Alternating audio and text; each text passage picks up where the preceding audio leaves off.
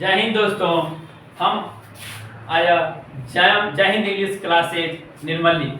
आज हम बात कर रहे हैं शिक्षक के ऊपर में। एक शिक्षक में किस किस गुण का होना चाहिए, यानी एक शिक्षक के अंदर में क्या क्या क्वालिटी होना चाहिए, क्या क्या उसके अंदर में क्वांटिटी और क्वालिटी क्या होना चाहिए उसके अंदर में।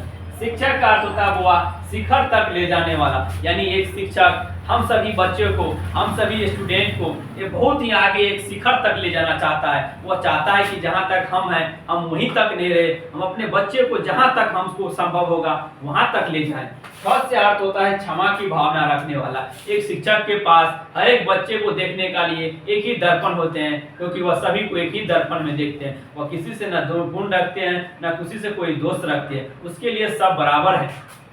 कौन से होता है कमजोरी दूर करने वाला। वो आपके अंदर के कमजोरी, आपके अंदर के दुर्गुण को, आपके अंदर के कमजोरी को दूर करते हैं और आपको चाहते हैं कि हम शिखर तक ले जाएं। चाहे हमें बच्चे के लिए जितना भी मेहनत करना पड़े, क्यों ना हम बच्चे को वहां तक पहुंचा दें जहां तक बच्चे अपने भाग्य को लेकर के, अपने कर्म को लेकर के इस धरती पे आए हैं।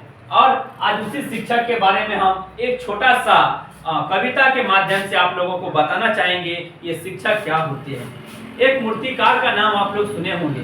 एक मूर्तिकार जब मूर्ति बनाता है तो उसमें कितना अच्छा लगने लगता है, उसमें अच्छा रंग डाल देता है, अच्छा तरह से उसका शेप बना दिया जाता है, जिससे लगता है कि मूर्ति एक साक्षात मूर्ति, भगवान लगता है कि ऊपर से उतर के आ गया।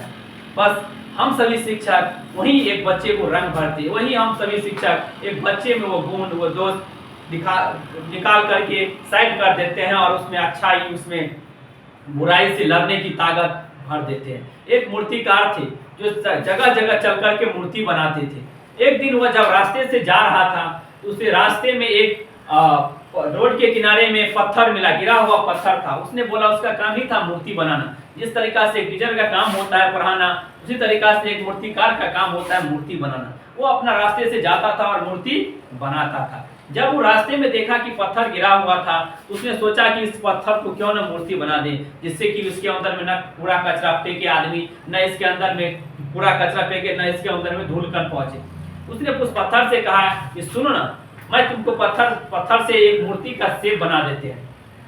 कहा ठीक है, क्योंकि शुरुआती पीरियड में सबको अच्छा लगता है कि हम आपको कहेंगे भगवान बना देंगे, सब कहने बना देंगे। लेकिन जब एक समय आता है तो कहता है कि नहीं, हम इससे नहीं होता। वैसे ही पता मूर्तिकार ने बोला उससे कि तुमको हम मूर्ति बना देते, क्या तुम मूर्ति बनोगे?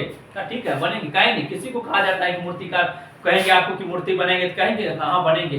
बोला कि दर्द होगा, क्योंकि हम छेनी हथौड़ी से तुमको टोकेंगे, पीटेंगे, काटेंगे, तब जाकर के मूर्ति का शेप देंगे। बोला ठीक है, हम बर्दाश्त करने के लिए तैयार है। मूर्तिकार अपना शुरू किया उसको मूर्ति बनाने का शेप, बनाते गया। जब मूर्ति के लमसम शेप में आने लगा तो उसको बहुत ही दर्द होने लगा। वो कहा कि नहीं, हमसे नहीं होने वाला, हम नहीं सह पाएंगे ये दर्द, हमें छोड़ दो। मूर्तिकार का भला क्या काम था। उसने कहा ठीक है, जब आप बनना नहीं चाहते हैं तो हम कैसे आपको जबरदस्ती बनाएंगे, ऐसे हम आपको जबरदस्ती कहेंगे कि आप मूर्ति बन जाए। छोड़ दिया। फिर वो रास्ते से फिर आगे चलते गया, थोड़ा दूर आगे गया, बढ़ते गया।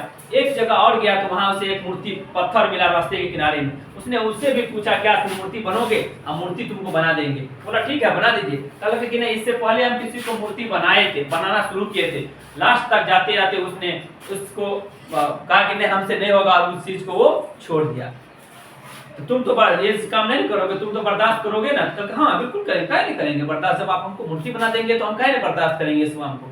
और उसने मूर्तिकार ने उसको मूर्ति बनाने लगा और उसको एक बेहतरीन शेप बना दिया। मूर्ति का जो एक शेप होता है उस शेप में उसको ढाल दिया और उसको क्या किया, एक पीपल के पेड़ के नीचे रोड के साइड में रख दिया।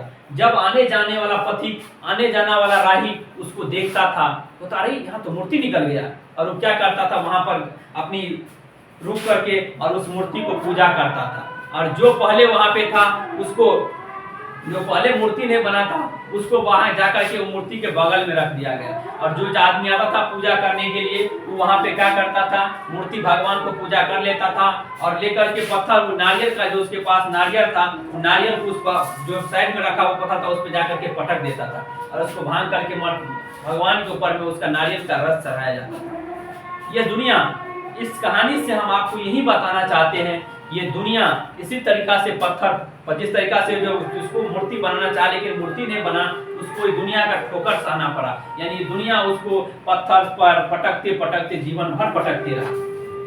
हम इस कहानी के माध्यम से आप सभी लर्नर्स, आप सभी विद्यार्थी, आप सभी एजुकेशन सीखने वाले विद्यार्थी, हम आपसे यही कहना चाहते हैं कि हम सभी शिक्षक, हम सभी टीचर आप लोगों को वही बनाना चाहते हैं कि आप लोग एक अच्छा आदमी बन करके एक दिन समाज में जाइए और उस समाज में एक मूर्ति की तरह, जिस तरीका से उस मूर्ति को सब आदमी पूजा करता है, उसी तरीका से आपका समाज, आपका गांव, आपका राज्य, आपका देश आपको पूजा करें, आप फिर नाम लेकर के कहें, इन्हें देखो ये लड़का पढ़ने में कितना अच्छा, ये लड़का कितना सिंसियर है पढ़ने में।